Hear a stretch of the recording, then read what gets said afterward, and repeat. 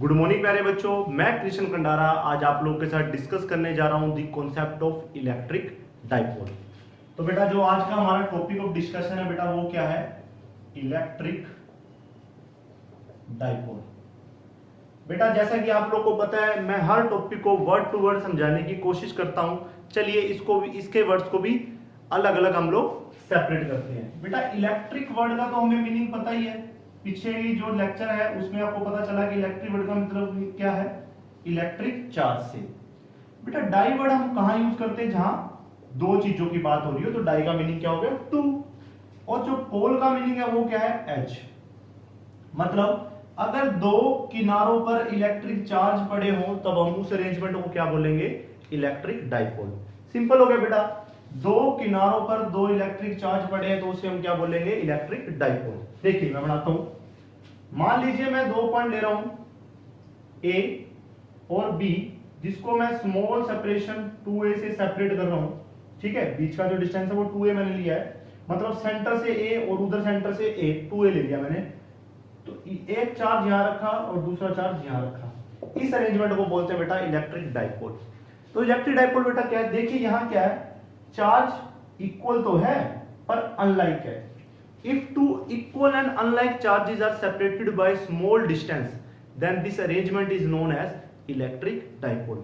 तो हम लोग क्या बोलेंगे बेटा? इलेक्ट्रिक डाइपोल क्या है? It is an arrangement of two equal and unlike charges separated by small distance. तो बच्चे हम लोग क्या लिखेंगे? It is an arrangement of two equal and unlike charges separated by small distance. For example, if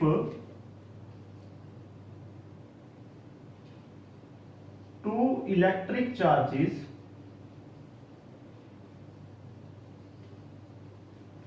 minus q and plus q are separated by small distance between 2 points A and B, then this arrangement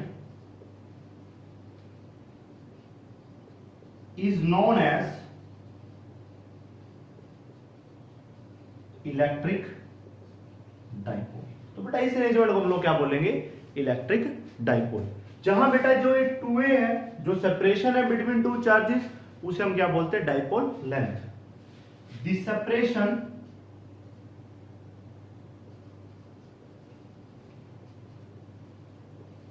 between two charges of electric dipole is called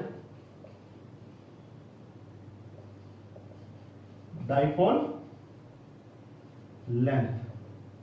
ठीक है बच्चे, तो ये हो गया हमारे पास concept electric dipole के बारे में।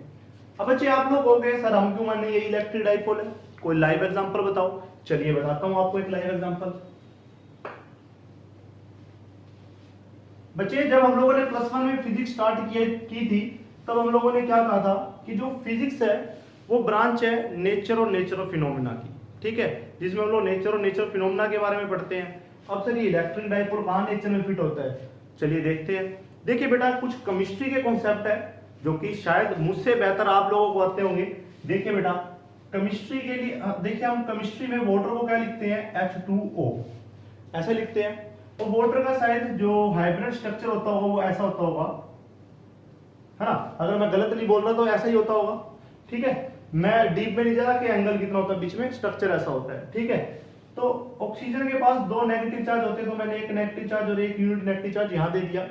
हाइड्रोजन के पास एक यूनिट पॉजिटिव चार्ज होता है, पॉजिटिव चार्ज होता है। बच्चे देखिए equal and opposite charge separated by small bond length, electric dipole है ना, नेचर फिनोमेना इलेक्ट्रिक डाइपोल है ना। इन सभी चीजों की स्टडी के लिए हमें फिजिक्स के अंदर इलेक्ट्रिक डाइपोल के कॉन्सेप्ट को पढ़ना पड़ता है, ठीक है, समझे बात। सर और एग्जांपल दीजिए, जैसे कि NH3 हो गया बेटा। तो बेटा जैसे कि आप लोगों को ज्यादा बेहतर से पता है कि नाइट्रोजन के पास 3 यूनिट नेगेटिव चार्ज होता है और हाइड्रोजन के पास 1 unit positive charge. Two equal and opposite charge separated by small bond length is called electric dipole, है ना इलेक्ट्रिक डाइपोल। तो इलेक्ट्रिक डाइपोल के इस कॉन्सेप्ट को पूरा हम लोग समझते हैं, आगे तक लेके जाते हैं। चलिए आगे बात करते हैं।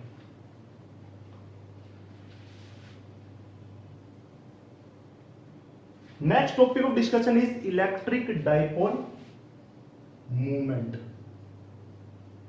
देखिए बच्चे, मैंने पहले भी आप लोगों को ये बात बताई है कि फिजिक्स पढ़ने के लिए बेसिक नॉलेज का होना बहुत जरूरी है, हमें पीछे का सारा काम आना बहुत जरूरी है। तो देखिए मैं इस टॉपिक को भी कुछ पीछे के टॉपिक की हेल्प लेकर ही समझाऊंगा। +1 में बेटा हम लोगों ने 2 तरह के कॉन्सेप्ट पढ़े थे, एक पढ़ा था मास का कॉन्सेप्ट और एक पढ़ा था वेलोसिटी का कॉन्सेप्ट, ठीक है। मास मल्टीप्लाई बाय वेलोसिटी, दोनों का प्रोडक्ट बेटा क्या था, लीनियर मोमेंटम। लीनियर मोमेंटम हमें क्या बताता था कि कोई मास कितनी वेलोसिटी से मूव कर रहा है, मतलब हमें स्ट्रेंथ बताता था उसकी मूवमेंट की, मोशन की स्ट्रेंथ बताता था। हम काइनेमेटिक चैप्टर में बात पढ़ रहे थे ना, तो काइनेमेटिक क्या था, बेसिकली मोशन के बारे में चैप्टर था। तो मास मल्टीप्लाई वेलोसिटी मतलब लीनियर मोमेंटम हमें क्या बता रहा था, मोशन की स्ट्रेंथ, ठीक है बेटा। इसी तरह से इलेक्ट्रिक डाइपोल मूवमेंट भी क्या है, डाइपोल की स्ट्रेंथ से रिलेटेड एक टर्म है। तो हम लोग क्या लिखेंगे, it is a term related to the strength of electric dipole। बच्चे कैसे, आप पूछोगे सर कैसे, तो हम पीछे वाले डाइपोल का एग्जांपल लेते हैं। A point, B point, small distance 2a, -q and +q। बेटा यहां हमारे पास कौन सी 2 फिजिकल क्वांटिटीज है, देखिए बेटा, एक तो है चार्ज, दोनों का मैग्नीट्यूड इक्वल ही है, तो एक ही चार्ज कंसीडर कर लेता हूं, चार्ज और डाइपोल है। जैसे बेटा वहां हम लोगों ने मास की मल्टीप्लाई की थी वेलोसिटी के साथ, बेटा यहां चार्ज की मल्टीप्लाई डाइपोल लेंथ के साथ, ये भी स्ट्रेंथ बताएगा। और इसी टर्म को हम लोग क्या बोलते हैं, इलेक्ट्रिक डाइपोल मूवमेंट। तो बेटा हम लोग क्या लिखेंगे, mathematically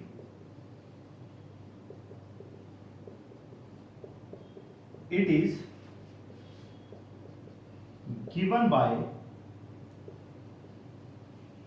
product of magnitude of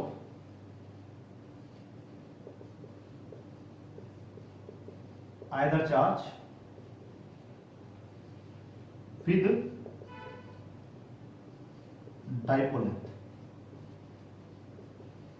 अगर आप और बेहतर तरीके से लिखना चाहते हो तो ऐसे लिख सकते हो, with separation between the 2 charges of electric dipole, ठीक है, कोई फर्क नहीं पड़ता, आप ऐसे लिख सकते हो। It is a vector quantity,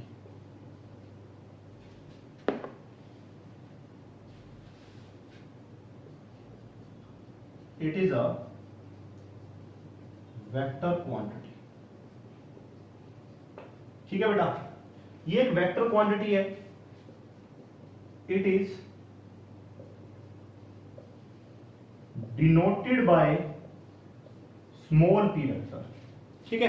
तो मैं बेटा स्मॉल p वेक्टर को क्या लिख सकता हूं, product of magnitude of either charge with dipole length. आप कहोगे सर आपने कहा it is a vector quantity, तो आप डायरेक्शन भी बताइए। तो हम बेटा इसकी डायरेक्शन को कैसे लेते हैं, माइनस चार्ज से प्लस चार्ज की तरफ। Its direction is taken from -q to +q। It is the whole concept of electric dipole, ठीक है बेटा। आने वाले लेक्चर्स के अंदर हम लोग डिस्कस करेंगे इलेक्ट्रिक डाइपोल के कारण जो फील्ड स्ट्रेंथ होती है वो हम लोग कैसे निकालते हैं। Thank you.